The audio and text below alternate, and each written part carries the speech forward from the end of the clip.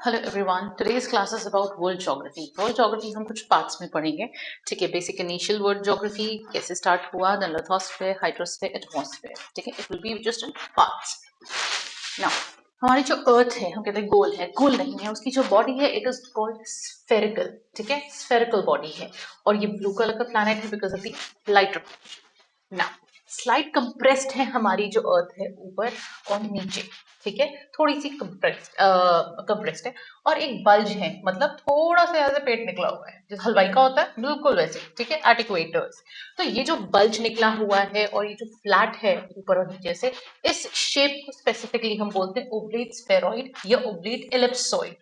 और अगर हम स्पेसिफिकली अर्थ जैसे शेप की चीजों की बात करें तो उन्हें बोलते हैं it is of geoid shape. ठीक है, और ये शेप क्यों बनी है? क्योंकि अर्थ अपने ही एक्सिस पे रोटेट कर रही है। इतना सारा मास है, सोचो, इतने सारे पहाड़, बिल्डिंग, मशीनरी, हम जैसे इंसानों का वेट इतना सारा होता है, तो उससे प्रेशर तो आएगा गोल घूमते हुए। उस वजह से ये जो पेट से निकल जाता है, इसे this is due to centrifugal force.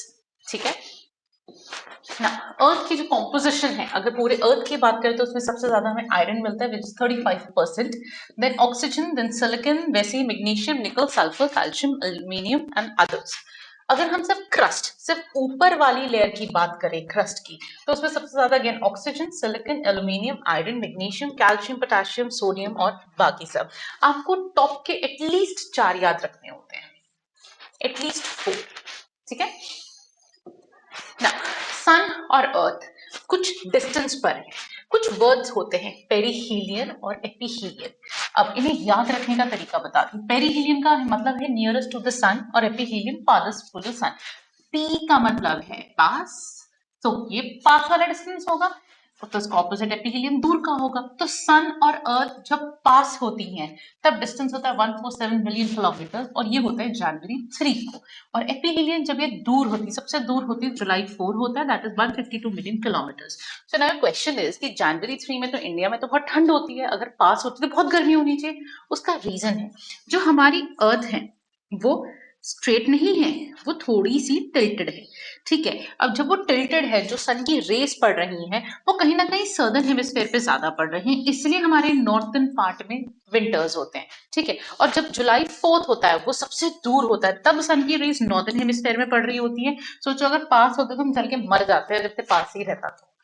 इसलिए ना, अर्थ की मूवमेंट, दो तरह की मूवमेंट होती है, एक होती है रोटेशन और एक होती है रेवोल्यूशन। रोटेशन अपनी ही जगह घूमना, रिवॉल्व किसी और के चक्कर काटना है, जैसे लड़का लड़की के चक्कर काटता है, लड़का लड़की के चक्कर काटते हैं, मतलब समझ गए राइट?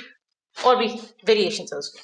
ना रोटेशन को हम डेली मोशन या डिurnal मोशन भी कहते हैं। ये एक इमेजिनरी एक्सिस है। ठीक है, एक इमेजिनरी एक्सिस है जिसपे लट्टू की तरह गोल गोल गोल गोल घूम रहा है। ठीक है, अर्थ हमेशा वेस्ट टू ईस्ट रोटेट करती है, ना कि ईस्ट टू वेस्ट। हम हमेशा ईस्ट टू वेस्ट समझते हैं, but it is west to east. एक दिन, एक रोटेशन एक पूरा दिन होता है, that is of 23 hours 56 minutes 40.91 seconds. ये क्यों है? क्योंकि जो इंक्लिनेशन एंगल है हमारी अर्थ का, वो 66.5 to the plane of earth orbit. अब ये मैं आपको पहले समझा, ये परपेंडिकुलर हो गया। ठीक है, हमारी अर्थ टिल्टेड है इतनी 23.5। ठीक है, दिस इज 23.5 डिग्री। अब ये जो बचा, ये पार्ट, ये है आपका 66.5 डिग्री। तो हम जो रोटेशन की बात करते हैं, तो रोटेशन में हम 66.5 डिग्री लेते हैं और रेवोल्यूशन में हम 23.5 डिग्री लेते हैं। ठीक है ना, लॉन्गेस्ट डे जो नॉर्दर्न हेमिस्फेयर का आता है वो आता है 21 जून को। शॉर्टेस्ट डे आता है नॉर्दर्न हेमिस्फेयर का 22 दिसंबर को। ऑब्वियसली लॉन्गेस्ट डे है, गर्मियां होती है, शॉर्टेस्ट डे है तो सर्दियां होती है। वैसे वाइस वर्सा उल्टा होगा, मतलब लॉन्गेस्ट डे सदर्न हेमिस्फेयर में अगर हम बात करें तो वो होगा इस दिन, और शॉर्टेस्ट डे बात करें तो होगा इस दिन। ठीक है, उल्टा चलता है। डे और नाइट इक्वेटर पे बीच पर हमेशा इक्वल रहेगा। रेवोल्यूशन, इसे एनुअल मोशन भी बोलते हैं। एक इलेप्टिकल पाथ है, इलेप्टिकल, ये इलेप्टिकल पाथ है, यहाँ बीच में सन है, उसके ऐसे चक्कर काटती है अर्थ। ठीक है, या ऑर्बिट करती है। ये एक सोलर ईयर, मतलब एक साल हमारा जो पूरा होता है वो 365 डेज 5 आवर्स और 48 मिनट्स में होता है, प्लस 45.51 सेकेंड्स। ये क्यों होता है? ये जो टिल्ट होता है 23.5 का, उसकी वजह से ये रिवॉल्यूशन कंप्लीट इतना होता है, ठीक है। ध्यान रखना जब ये रोटेशन की बात करेंगे तब हम 66.5 की बात कर रहे हैं, रेवोल्यूशन की बात कर रहे हैं तो 23.5 की बात कर रहे हैं। इसमें कभी कंफ्यूज मत होना क्योंकि डायरेक्ट क्वेश्चन सेट करते हैं इससे ना। ऑफ कोर्स रोटेशन जो मैं भी आपको समझा ही रही थी 23.5 and 66.5 on the axis, correct. ये टिल्ट है आपके इक्वेटर का, करेक्ट। अब जो सनलाइट होती है या तो इस एरिया में पड़ती है या इस एरिया में पड़ती है, ठीक है। जिस एरिया में ज्यादा सनलाइट होती है वहां समर्स होते हैं, जिस एरिया में कम सनलाइट होती है वहां विंटर्स हो जाते हैं, correct. Okay, now effect, rotation और रेवोल्यूशन का इफेक्ट क्या होता है। सबसे पहले अपनी जगह जब घूम रही है अर्थ तो हमारा दिन और रात होता है, जिसकी वजह से 23 आवर्स का जो हम रोटेशन बोल रहे हैं वो पूरा होता है। अच्छा, एक और चीज, लाइक अगर हम 23 आवर्स 56 मिनट 40.91 सेकंड के हिसाब से अगर हम इसे 24 आवर्स में से माइनस करते हैं, ठीक है, तो कितना भी टाइम बचता है आप उसे मल्टीप्लाई बाय पर डे करो, 365 डेज करो, तो 4 साल में मिलाकर एक फालतू दिन बनता है, ठीक है। वो जो फालतू दिन होता है उसे हम 29 फेब के नाम से जानते हैं, इसलिए लीप ईयर जो होता है वो 4 साल में एक बार आता है, दैट इज 29 फेब, ठीक है। ये कैलकुलेशन इसकी। चलिए, occurrence of day and night, position of a place on earth can be fixed, कि हम एक जगह बता सकते हैं भाई यहाँ पर दिन है, यहाँ शाम है या सुबह है, ठीक है। Rise and fall of tides, tides क्या होता है, पानी का उठना और गिरना, उसे हम टाइड्स कहते हैं। द राइज एंड टाइड, ठीक है, ऊपर उठती है राइज और फॉल नीचे गिरती है। अब वो क्यों होता है वो हम आगे बताएंगे, ठीक है। बेसिकली आगे क्या बताएंगे, टाइड्स होती है जैसे ग्रेविटेशनल पुल होता है सन या मून का, उसकी वजह से टाइड्स आती हैं। टाइम डिफरेंस कि कहीं पर दिन है, कहीं पर रात है, कहीं शाम है, कहीं दोपहर, वो डिफरेंस आता है। रेवोल्यूशन की बात करते हैं, चेंज ऑफ सीजन, किस तरीके से सीजन चेंज होते हैं, summers, winters, autumn, monsoon, spring, ठीक है। लेंथ ऑफ डे, अब सीजन के हिसाब से जितना सन पास आता है दूर आता है उस हिसाब से दिन और रात में डिफरेंस होता है। ये जो डिफरेंस होता है इसका लिए हम एक वर्ड यूज करते हैं ड्यूरिनल, ठीक है। शिफ्टिंग ऑफ विंड बेल्ट, जितना सन की रेस पास होती है या दूर जाती है उस हिसाब से हमारी विंड बेल्ट्स भी शिफ्ट करती हैं और लैटिट्यूड्स डिटरमाइन करते हैं। अब देखो इसमें आधे से ज्यादा चीजें थोड़े वर्ड्स डिफिकल्ट हैं, ठीक है। While completing world geography I explain कि कहां पर आपको पूछना है। I tell you what latitude is, I tell you wind belts कैसे शिफ्ट होती हैं, डे एंड नाइट में डिफरेंस कैसे होता है, just hang on to. Now latitude, हमारी अर्थ पे दो तरह की हम लाइन्स बनाते हैं, ठीक है। अर्थ है, एक ऐसी वाली लाइन्स होती हैं और एक ऐसी वाली लाइन्स होती है। जो लेटी हुई लाइन्स होती है उसे कहते हैं लैटिट्यूड, लेटी हुई है, ठीक है। ये हमेशा पैरेलल लाइन्स होती है, कभी भी दो लाइन कहीं पर भी जाकर आगे जाकर इंटरसेक्ट नहीं होती हैं। इमेजिनरी लाइन्स ऑब्वियसली हमने अपनी पढ़ने के लिए, समझने के लिए, कोई लोकेशन बनाने के लिए अपने लिए आसानी की हुई है। They are measured as an angle apex at the centre of the earth, मतलब अर्थ के अंदर बिल्कुल सेंटर है उससे एंगल है ये प्रॉपर, ठीक है। टोटल 181 लैटिट्यूड्स होते हैं। सबसे बड़ा सर्कल जो होता है वो इक्वेटर का होता है क्योंकि बल्ज भी है, करेक्ट। इक्वेटर ग्रेटेस्ट सर्कल है। डिस्टेंस दो लैटिट्यूड के बीच का डिस्टेंस होता है 111 किलोमीटर और हर दो लैटिट्यूड के बीच का डिफरेंस सेम ही रहेगा हमेशा। हम जब ज्योग्राफी पढ़ते हैं तो हम तीन लैटिट्यूड को मेजोरिटी में पढ़ते हैं, one is 0 degree equator, 23.5 degree north tropic of Cancer, 23.5 degree south this tropic of Capricorn. अब 0 डिग्री से ऊपर हम जा रहे हैं 1 2 3 4 5 और नीचे जा रहे हैं 1 2 3 4 5, ठीक है। ऊपर वाले को हम नॉर्दर्न हेमिस्फीयर की वजह से नॉर्थ कहते हैं, नीचे सदर्न हेमिस्फीयर की वजह से साउथ कहते हैं। इसके ऊपर आपका पोलर साइड का हो जाता है 66.5 degree north and 66.5 degree south. अब अगर ध्यान दो तो हम जो इंक्लिनेशन की बात कर रहे हैं अर्थ के एंगल की, वो भी तो यही है 23.5 66.5, ठीक है। इट्स अ कॉमन थिंग, तो ज्यादा रटने की भी जरूरत नहीं होगी। लॉन्गिट्यूड, लॉन्ग लाइंस, लॉन्ग खिंची हुई लाइंस को हम लॉन्गिट्यूड कहते हैं। इन्हें मेरिडियंस भी कहते हैं। टोटल 360 मेरिडियंस होते हैं, जैसे आपके डी में आधे डी में 180 डिग्री होते हैं, पूरे डी में 360 होते हैं, बिल्कुल वैसे ही। 0 डिग्री को हम प्राइम मेरिडियन या जीएमटी भी बोलते हैं, ग्रीनविच मेरिडियन टाइम। ग्रीनविच एक गांव का नाम है जहां पर एक लैब सेटअप की है, वहां पर 0 डिग्री हम उसे बोलते हैं, इसलिए हम इसे जीएमटी भी बोलते हैं। एक ये सेमी सर्कल में हम हमेशा काउंट करते हैं, हम ये नहीं कि पूरे अर्थ का गोल घूमकर काउंट करते हैं सर्कल, नहीं, हम सेमी सर्कल आधा काउंट करते हैं। 180 डिग्री को इंटरनेशनल डेट लाइन कहते हैं, 0 डिग्री के जस्ट ऑपोजिट, ठीक है। ऑपोजिट पॉइंट को हम एंटीपोडल पॉइंट के नाम से भी जानते हैं, ठीक है। या तो मैं 180 डिग्री को इंटरनेशनल डेट लाइन बोलूं या 0 डिग्री का एंटीपोडल पॉइंट बोलूं, बात तो बराबर है, मतलब एंटीपोडल ऑपोजिट हो गया, करेक्ट। अर्थ को हमने टोटल 24 लॉन्गिट्यूडनल जोन में डिवाइड किया हुआ है according to 24 hours, correct. Each 15 degree या 1 घंटा अपार्ट है, मतलब दो लॉन्गिट्यूड के बीच कितना है, 15 डिग्री का डिस्टेंस है। 1 degree is equal to 4 minutes, therefore 15 degree is equal to 1 hour और 60 मिनट्स। इसी हिसाब से हम इसका टाइम कैलकुलेट करते हैं कि अगर इस टाइम हम इंडिया में है तो लंदन में कितना टाइम हो गया, सैन फ्रांसिस्को में कितना टाइम होगा। अब इक्वेटर पर, अब ये जो आपके लॉन्गिट्यूड्स हैं ये 1 और 2 पॉइंट पे इंटरसेक्ट कर रहे हैं, तो डेफिनेटली ये बीच पर डिस्टेंस भी चेंज होगा। बट इक्वेटर पे दो लॉन्गिट्यूड का डिस्टेंस 111 किलोमीटर ही होता है, और जैसे जैसे हम ऊपर जाते हैं नीचे जाते हैं वैसे वैसे डिस्टेंस कम होता है। जैसे 30 डिग्री नॉर्थ पे 96.5 किलोमीटर है। टाइम, अब हमने टाइम कैसे कैलकुलेट किया, हमें दो वेरिएबल्स पता है, 1 degree equals to 4 minutes, therefore 50 degree equals to 60 minutes which is 1 hour, ठीक है। अब east gain add, west lose subtract, कुछ को ये बात समझ नहीं आएगी तो एक छोटी सी चीज समझो, ठीक है। सपोजेडली ये है जापान, आपका सनराइज यहां हुआ, ठीक है। सपोजेडली अगर सनराइज हुआ तो यहाँ है 4 तारीख, नहीं 4 तारीख स्टार्ट हुई, बट अगर यहाँ सनराइज हुआ तो बाकी वर्ल्ड में तो 3 तारीख चल रही है, करेक्ट, क्योंकि वहां दिन हुआ है, अभी तो बाकियों में तो पुरानी चल रही है। विच मीन्स अगर यहाँ पुरानी चल रही तो 4 यहाँ है, अगर मैं जापान से वापस यहाँ आ रही हूँ, अफ्रीका आ रही हूँ, तो अफ्रीका में तो 3 तारीख ही चल रही है भाई, ठीक है। तो मैंने क्या किया, मैं उल्टा आई, तो मुझे क्या करना होगा, सब्ट्रैक्ट करना पड़ेगा। सब्ट्रैक्ट मतलब माइनस, उल्टी एंटी क्लॉकवाइज चलना पड़ेगा, उल्टी घड़ी चलानी पड़ेगी। बट अगर मैं जापान से सपोजिटली यहाँ पर अब अफ्रीका में 4 तारीख हो चुकी है और यहाँ 4 तारीख की शायद रात हो रही है ऑलरेडी, ठीक है। This is morning of 4 and this is night of 4, ठीक है। तो अगर मैं अफ्रीका से वापस जापान जा रही हूँ तो मुझे तो गाड़ी आगे चलानी पड़ेगी, अपनी घड़ी आगे करूंगी तो गाड़ी को आगे की तरफ ऐड करोगे और इस तरफ जाओगे तो उसे माइनस करोगे, सिर्फ इतना सा सिंपल सा। एक बार समझ आ जाता है कॉन्सेप्ट और इसके क्वेश्चन भी आसानी से हो जाते हैं, ठीक है।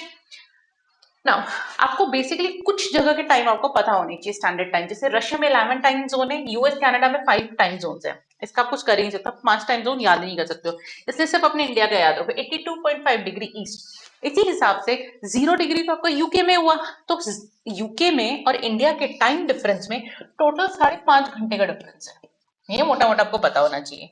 पहले हम जीएमटी बोलते थे, अब हम यूटीसी बोलते हैं। यूटीसी का मतलब है यूनिवर्सल टाइम कोड। अब ये क्यों किया हमने, होता क्या था पहले, जब पुराने टाइम में कोई भी कॉल आती थी, हम कॉल करते थे तो हमें कंट्री कोड टाइप करके 00 करके 0091 zero so code of state और फिर लगाना पड़ता था, अगर आप रिसीव भी करते थे तो भी यही आता था। अब आपके फोन नंबर में आता है +91 करके, विच मीन्स ये जो यूनिवर्सली हमने एक्सेप्टेबल कर रखा है, हर कंट्री में इसी तरीके से कॉल रिसीव होती है, इसलिए उसे यूनिवर्सल टाइम कोड कर दिया जीएमटी से चेंज करके। अब इंटरनेशनल डेट लाइन जो कि 180 डिग्री मेरिडियन पर है, हम उसे एंटीपोडल पॉइंट भी बोलते हैं जीरो का, वो पैसिफिक ओशन से होके जाती है, this is the only longitude which is a zigzag line, ठीक है। ये this line is a zigzag line, ठीक है। क्यों क्यों जिगजैग की, अब यहाँ की जो छोटी छोटी कंट्रीज है ना, इनमें इधर का टाइम जोन चल रहा है, अब कोई आदमी यहाँ से ट्रैवल कर रहा है, पहले यहाँ टाइम चेंज करेगा, फिर यहाँ करेगा, फिर यहाँ का टाइम चेंज करेगा, तो लोगों की सहूलियत के लिए, मेजोरिटी के लिए इन्होंने इसे थोड़ा जिगजैग किया, so this is the only longitude which is a zigzag line. Now seasons, 4 season है जो वर्ल्ड में हम नोटिस करते हैं, इंडिया में मॉनसून हम बोलते हैं, बट वर्ल्ड में सिर्फ 4 सीजन हम लेते हैं। One is your summer, the hot and beautiful, autumn पतझड़, विंटर्स बहुत ठंड लग रही है, और spring the beautiful season of flowers, right. Summer 21 जून को आता है जो कि जब सन ट्रॉपिकल कैंसर पर होता है, ऑटम 23 सितंबर को आता है जब सन इक्वेटर पर होता है, 21 दिसंबर को सन ट्रॉपिकल कैप्रिकॉर्न पर होता है, और 21 मार्च को इक्वेटर पर होता है।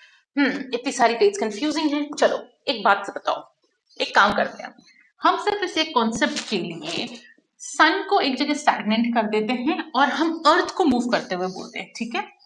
सॉरी सन को नहीं, अर्थ को स्टैग्नेंट करते हैं और सन मूव कर रहा है। तो basically this is 23.5 degree south degree north. इसे हम ट्रॉपिक ऑफ कैंसर कहते हैं और इसे हम ट्रॉपिक ऑफ कैप्रिकॉर्न कहते हैं, राइट। अब सपोजिटली सन जो है, सन की मूवमेंट ही है between these three lines, correct. अब हमारी जो इंडिया है उसके बीचों बीच से ट्रॉपिक ऑफ कैंसर निकल कर जाता है, करेक्ट, कुछ ऐसे। तो जब इंडिया के ऊपर सन होगा तो हमारे यहाँ कौन सा क्लाइमेट होगा, कौन सा वेदर होगा, sorry, that is summers, correct. अगर सन डायरेक्टली ऊपर है तो 0 डिग्री के नीचे क्या होगा, विंटर होंगी, डेफिनेटली वो उल्टा चलता आएगा, ठीक है। अभी हम सब इंडिया के कॉन्टेक्स्ट से बात करते हैं। समर्स है, अब सन यहां से ट्रैवल करता करता आ गया आपका इक्वेटर पे। समर के बाद क्या आता है, ऑटम आता है, ठीक है, ऑटम आ गया। चलो ऑटम के बाद फिर वो चला गया वापस यहाँ पर ट्रॉपिक ऑफ कैप्रिकॉर्न पे। अब ये जो है सन आपके कैंसर से सबसे दूर है, तो इंडिया में वेदर कैसा होगा, तब होगी इंडिया में विंटर, करेक्ट। और फिर ये वापस इक्वेटर पर आ गया, तो इक्वेटर पर जब आए तब इंडिया में वेदर होगा स्प्रिंग सीजन। स्प्रिंग के बाद वापस आ जाएगा अगेन आपका यहाँ समर आ जाएगा, करेक्ट। अब हमने कहा था इक्वेटर पे हमेशा दिन और रात बराबर होते हैं, तो समर और सॉरी ऑटम और स्प्रिंग यहाँ पर डे एंड नाइट हमेशा क्या होंगे, इक्वल, करेक्ट। अब सन जब भी ट्रॉपिक ऑफ कैंसर पर होगा तो डेज क्या होंगे, longer and nights will be shorter. और जब ट्रॉपिक ऑफ कैप्रिकॉर्न पर होगा तो हमारे डेज होंगे शॉर्टर, जो कि विंटर का टाइम होता है। क्लियर, इतने में कोई दिक्कत है? If you still have problem in this you can ask me again नीचे कमेंट में, I will explain a separate lecture for this only, ठीक है। नाउ हमारे यहाँ गर्मियां सबसे ज्यादा होती हैं जून में, तो पीक गर्मियां, और विंटर सबसे ज्यादा कब होती हैं, दिसंबर में। अब बाकी 6 महीनों का मिडिल पॉइंट निकाल लो, ऑटम हो जाएगा आपका सितंबर और स्प्रिंग हो जाएगा आपका मार्च, करेक्ट। अब आते हैं वापस, यही तो हमने बात किया था, सितंबर 21 June, autumn 23 September, winter 21 December and spring 21 March. बात तो वही है बराबर, correct. Now equinox and solstice. अब इक्वी का मतलब क्या हुआ, इक्वल, कुछ ऐसा ही लग रहा है, तो हम इक्वल की ही बात कर रहे हैं। यहां पर हमेशा डे एंड नाइट होते हैं इक्वल, मतलब सन कहाँ है, इक्वेटर पर है। अब सन की जो लाइट होती है वो हमेशा वर्टिकल पड़ती है। दो वर्ड्स होते हैं आपके, वर्टिकल और हॉरिजॉन्टल। बहुत लोगों को कंफ्यूजन था, मुझे भी बहुत टाइम तक था। So what I know is horizontal में बीच की लाइन लेटी हुई होती है, तो हॉरिजॉन्टल लेटी हुई लाइन है और वर्टिकल स्ट्रेट लाइन है। तो अगर सन की रे जो पड़ती है वो वर्टिकली पड़ती है इक्वेटर पे, ट्रॉपिक ऑफ कैंसर पे, ट्रॉपिक ऑफ कैप्रिकॉर्न पे। हॉरिजॉन्टल तो कभी पढ़ ही नहीं सकती है, ठीक है, स्लांटिंग पढ़ सकती है, स्लांटिंग मतलब टेढ़ी, करेक्ट। सो इक्विनॉक्स पे डायरेक्ट वर्टिकल रेज होंगी, तो days and nights are always equal. 21 March is vernal equinox, जो कि स्प्रिंग के टाइम का होता है, ठीक है। और 23 सितंबर इज ऑटोनॉमल इक्विनॉक्स, जो कि आपका ऑटम का टाइम होता है। सोलिस्टाइस में क्या होता है, दिन बड़ा होगा या रात बड़ी, दोनों में से कोई एक होगा। Day and night difference is the largest, दिन और रात में सबसे ज्यादा डिस्टेंस होगा। सन इस टाइम कहाँ होगा, ट्रॉपिक्स पे होगा, या तो कैंसर पे या कैप्रिकॉर्न पे। 21 जून को समर सॉलिस्टाइस होता है और 22 दिसंबर को विंटर सॉलिस्टाइस होता है। वही एक डायग्राम है, उससे आपके सारे क्वेश्चन हो जाते हैं ना। मून की बात करते हैं। मून क्या है, हमारी अर्थ की एक नेचुरल सैटेलाइट है, मामा, चंदा मामा, करेक्ट। इसका भी जो ऑर्बिट होता है अर्थ के चारों तरफ, इट इज इलेप्टिकल। हमारे पूरे सोलर सिस्टम में कोई भी किसी का चक्कर काट रहा है वो इलेप्टिकल है, रबर बैंड जैसा, ठीक है। अब हमने सन में पढ़ा था, सन और अर्थ के बीच का डिस्टेंस दैट इज एपिहीलियन और पेरिहीलियन, राइट। एपिहीलियन और पेरिहीलियन, बात वही है। पी का मतलब पास, यहां पर भी एपोगी पेरिगी है, पी का मतलब हो गया पास, मतलब अर्थ और मून कब पास होते हैं और एपोगी कब दूर होते हैं। एपोगी मैक्सिमम डिस्टेंस दूर का 4,06,000, करेक्ट। और perigee minimum distance 3,64,000 kilometre, correct. जो मून है हमारे अर्थ का 1/4 साइज का है। एक चक्कर जो हमारी अर्थ का ये लगाता है that is in 27 days 7 hours 43 minutes 11.47 seconds, ठीक है। तो ये हमेशा अपने ही एक्सेस पे रोटेट करता है और सेम टाइम इसका रेवोल्यूशन और रोटेशन दोनों सेम है, दोनों में ज्यादा कोई डिफरेंस नहीं है। हमें इसे 59% ऑफ इसकी सरफेस नजर आती है, क्यों, क्योंकि इसका जो ऑर्बिट है जो घूमता है ये 5 डिग्री पे टिल्ट है, ठीक है। अगर हमारी अर्थ का इतना टिल्ट है तो इसका बेचारे का थोड़ा सा ही टिल्ट है, ज्यादा टिल्ट है ही नहीं इसका, ठीक है, 5 डिग्री का टिल्ट है बस ना। इसमें दो टाइप के हमें पैचेस नजर आते हैं, bright patches and dark patches. जो ब्राइट पैचेस होते हैं माउंटेन होते हैं, क्योंकि वो सतह से ऊपर है तो सनलाइट की वजह से वो नजर आते हैं। डार्क पैचेस नीचे के गड्ढे होते हैं, लो लाइन प्लेन्स के नीचे, पहाड़ के नीचे का एरिया। हाईएस्ट माउंटेन जो है मून पे उसे लिबनीज माउंटेन कहते हैं, जो कि 10,660 मीटर्स पर है, और वो साउथ पोल जहां पर इंडिया ने अपना प्रोब भेजा था। कोई एटमॉस्फेयर नहीं है, कोई ट्वाइलाइट नहीं है, कोई साउंड नहीं, कुछ नहीं है मून के पास बेसिकली। मून लाइट अर्थ पर आती है 1.3 सेकेंड्स में, और सनलाइट कितने टाइम में आती है? 8 मिनट्स 16.6 सेकेंड्स में, ठीक है। लो एल्बिडो, एल्बिडो का मतलब है लाइट का रिफ्लेक्शन, करेक्ट। लो एल्बिडो मतलब 7% लाइट रिफ्लेक्ट करता है, बाकी ये रिफ्लेक्ट कर ही नहीं पाता है। अर्थ की एल्बिडो इज 30, और सबसे ज्यादा एल्बिडो है वीनस की, दैट इज 70%। अपोलो 11 20 जुलाई 1969 को मून पे पहली बार पहुंचा, जिसमें Neil Armstrong and Buzz Aldrin पहले लोग थे जो लैंड किए थे। इससे पहले एक डॉग को भेजा था। लैंडिंग स्पॉट को कहते हैं सी ऑफ ट्रैंक्विलिटी, ठीक है ना। फेजेस ऑफ मून, ये मून की फेजेस जिसपे हर किसी की मम्मी फास्ट रखती हैं देख देख कर, ये अमावस्या और पूर्णिमा ये सब आता है, ठीक है। These are the phases. अब जो हमारा मून है ये एंटी क्लॉकवाइज इसके फेजेस होते हैं, ठीक है। क्लॉकवाइज या एंटी क्लॉकवाइज होते हैं। हमने दो पार्ट्स में से डिवाइड कर दिया है, ऊपर वाले को हम वैक्सिंग कहते हैं, नीचे वाले को हम वैनिंग कहते हैं। अब वैक्सिंग क्यों कहते हैं और वैनिंग क्यों कहते हैं? वैक्सिंग बड़ा होता जाता है और वैनिंग छोटा होता जाता है, ठीक है। अब फुल मून है, फुल मून के बाद वो थोड़ा सा छोटा होगा, फिर आधा हो जाएगा, फिर ईद का चांद हो जाएगा, फिर नो मून होगा, नो या न्यू मून कहते हैं। फिर अगेन ईद का चांद, ये जो ईद का चांद होता है ना, इस शेप को हम क्रीसेंट बोलते हैं, इसलिए जब ये यहाँ पर होता है तब उसे क्रीसेंट वैनिंग बोलते हैं, और ऊपर होता है तो क्रीसेंट वैक्सिंग बोलते हैं। फिर फर्स्ट क्वार्टर में आधा हो जाता है, फिर गिब्बस आ जाता है। गिब्बस जो शेप होती है हाफ से ज्यादा, ठीक है, 3/4, उसे हम गिब्बस कहते हैं। तो ऊपर वाला गिब्बस वैक्सिंग हो गया और नीचे वाला गिब्बस वैनिंग हो गया, ठीक है। सेम वही लिखा हुआ है यहाँ पर, वैक्सिंग वैनिंग सेम सेम वही चीजें, करेक्ट। नाउ एक्लिप्स, एक्लिप्स मतलब ग्रहण। लूनर और सोलर दो टाइप के एक्लिप्स होते हैं। लूनर कहीं पर भी वर्ड आएगा मतलब हम मून की बात कर रहे हैं, सोलर कहीं भी वर्ड आएगा मतलब हम सन की बात कर रहे हैं। पहले लूनर की बात करते हैं। मून, जब सनलाइट वो रिफ्लेक्ट ही नहीं करता है तो मून हमें नजर ही नहीं आएगा अगर सन की लाइट नहीं आई तो बेसिकली मून हमें तब नजर नहीं आता है जब सन से उसका डायरेक्टली रोशनी गायब जाती है। वो कब होगी? जब सन के सामने अर्थ आ जाएगी तो हमें मून नजर नहीं आएगा, तब इसका लूनर इक्लिप्स हो जाता है। ये हमेशा फुल मून डे पर होता है, मतलब थोड़ी देर के लिए 1 घंटा 40 मिनट के लिए घूमते हुए ऐसे आता है और यहाँ छिपकर फिर यहाँ आ जाता है, तो उसे हम कहते हैं लूनर इक्लिप्स। अब ये सिर्फ फुल मून डे पर होता है, ठीक है, हर उस पर नहीं होता है। दूसरा सोलर इक्लिप्स, सोलर इक्लिप्स ये न्यू मून पर होता है, मतलब जब चांद हमारा खत्म हो जाता है, जीरो, नो मून या न्यू मून पर होता है। टोटल सोलर इक्लिप्स जो होता है वो 7.5 मिनट से ज्यादा नहीं टिकता है। इसका मतलब मून जब भी कोई चमकती हुई चीज उसके सामने आप कुछ लाकर रख दोगे तो ऑब्वियसली तीसरे बंदे को नहीं नजर आएगा। तो जब मून इसमें बीच में आ जाता है तो हमें अर्थ पे नजर नहीं आता। अब हमें मून नजर आना चाहिए क्योंकि सनलाइट पड़ रही है, exactly. But if you see sunlight यहाँ पड़ के यहाँ से 7% रिफ्लेक्ट हो रही है, हमें और तो नजर ही नहीं आ रहा, तो इस साइड तुम्हें वैसे भी लाइट नहीं आएगी ना।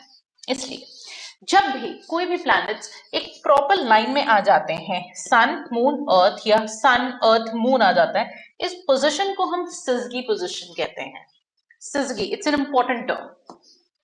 लूनर इक्लिप्स, अब देखो सन है, ठीक है, then we have our earth, then we have our moon. अब सेम यही कंडीशन है सोलर में, सन, अर्थ और मून, करेक्ट। अब देखो जब भी सनलाइट किसी भी ऑब्जेक्ट पे पड़ती है तो उसके जस्ट पीछे का एरिया जो होता है वो डार्क होता है क्योंकि वहां लाइट नहीं आती है, ठीक है। जो भी डार्कर रीजन होता है उसे कहते हैं हम अम्ब्रा, ठीक है। और जहां हल्की हल्की लाइट आती है ऊपर और नीचे उसे कहते हैं हम पीनम्ब्रा। अम्ब्रा डार्क, अम्ब्रेला काले रंग का ज्यादा होता है, ठीक है, और पिनम्बरा इज जहां हल्की लाइट आती है, करेक्ट। सोलर इक्लिप्स सेम वही चीज है, अम्ब्रा एंड पिनम्बरा। नाउ टाइड्स, हम पहले बात कर ही रहे थे रोटेशन की वजह से टाइड्स आती हैं। What are tides? Rise and fall of sea ocean water is called tides. ये दिन में 2 बार आती है, मतलब 24 घंटे में 2 बार आती है, मेंटो से। दो हाई टाइड जब भी सेपरेट होती हैं वो दो लो टाइड से सेपरेट होती है, और हर दो हाई टाइड 12.5 घंटे के डिफरेंस से आती है। ठीक है, जब भी पानी ज्यादा ऊपर उछलता है उसे हाई टाइड कहते हैं, जब भी वो नीचे होता है उसे लो या एब टाइड कहते हैं। अब तीन टाइप की टाइड्स होती हैं, स्प्रिंग, नीप, पेरिगीन एंड अपोगीन टाइड। स्प्रिंग टाइड क्या होती है? जब सन, मून और अर्थ ये तीन लाइन में हो। ठीक है, अब बात समझो, एक है सन की ग्रेविटी और एक है मून की ग्रेविटी।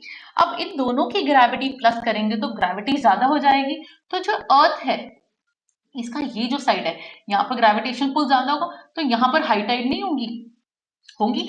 अब जब सन है, यहाँ अर्थ है और यहाँ मून है, तो आपकी ग्रेविटी डिवाइड हो गई, यहाँ फिर भी हाई हो सकती है, यहाँ तो नहीं हो सकती क्योंकि मून की इतनी ग्रेविटेशन पुल है ही नहीं। Correct. So spring tide straight line में जब मून आ जाता है, सन और मून की कैपेसिटी मिलकर दुगनी हो जाती है। ये महीने में 2 बार आते हैं, न्यू और फुल मून पर आता है। ठीक है। नीप टाइड, अगेन नीप टाइड, सन और मून ऑपोजिट होता है, ये सिचुएशन होती है नीप टाइड की। तब हाई टाइड, और हाई टाइड आती है लेकिन लोअर मैग्नीट्यूड की आती है, मतलब ज्यादा कोई फर्क नहीं पड़ता, इतना फोर्स नहीं होता उसमें, और ये जनरली हाफ मून के टाइम आती है। तो आपकी हाई टाइड दो टाइप की हो गई, स्प्रिंग और नीप। पेरिगीन और एपोगीन टाइड्स, ये मून के डिस्टेंस पे डिफर करता है कि मून कितना पास है और कितना दूर है, उस बेसिस पे। The most important thing of this topic is you should know, दो टाइड्स के बीच का डिफरेंस होता है 12.5 घंटे का, और 24 घंटे में 2 बार आती है, हमेशा दो हाई टाइड्स के बीच में एक लो टाइड भी होगी। सी, लो टाइड, अब यहाँ पर मून है तो यहाँ पर हाई टाइड होगी, सन यहाँ है इस साइड है तो हाई टाइड होगी, अब यहाँ पर तो कोई ग्रेविटेशन पुल है ही नहीं तो लो टाइड होगी। ठीक है। Highest tide in the world, bay of Fundy में आती है highest tide, that is in south east Canada. और लास्ट एक इंपॉर्टेंट सा टॉपिक है मिडनाइट सन। मिडनाइट सन हमेशा पोल्स पे नजर आता है। पोल्स पे क्यों? एक तुम्हारी अर्थ, ऊपर से हमारी अर्थ टेढ़ी, ठीक है, तो जो सन है या तो सनरेज यहाँ गिर रही होंगी या सनरेज यहाँ आ रही होंगी, दो जगह हो सकती है। ठीक है, जब भी सनरेज सर्दर्न पोल पर होंगी तो नॉर्दर्न पोल जो होता है ये वाला एरिया, ये एक्सपीरियंस करता है 6 महीने दिन और 6 महीने रात। बट अगर ऊपर की तरफ रेज होंगी तब सदर्न हेमिस्फीयर यहाँ पर पोल पे कर रहा होता है 6 महीने दिन या 6 महीने रात, डिपेंडिंग। अगर नीचे 6 महीने दिन है तो यहाँ रात होगी, यहाँ दिन है तो यहाँ रात होगी। नॉर्दर्न पोल पे दिन होता है 21 मार्च से 23 सितंबर तक, और सर्दर्न पोल पे दिन होता है 23 सितंबर से 21 मार्च तक। देखो, नॉर्दर्न पोल पे डे तब होता है जब हमारे यहाँ गर्मियां स्टार्ट होती हैं प्रॉपर, और सर्दर्न पोल पे तब होता है जब वहां नीचे गर्मियां स्टार्ट होती है, मतलब सनलाइट ज्यादा नीचे की तरफ होती है।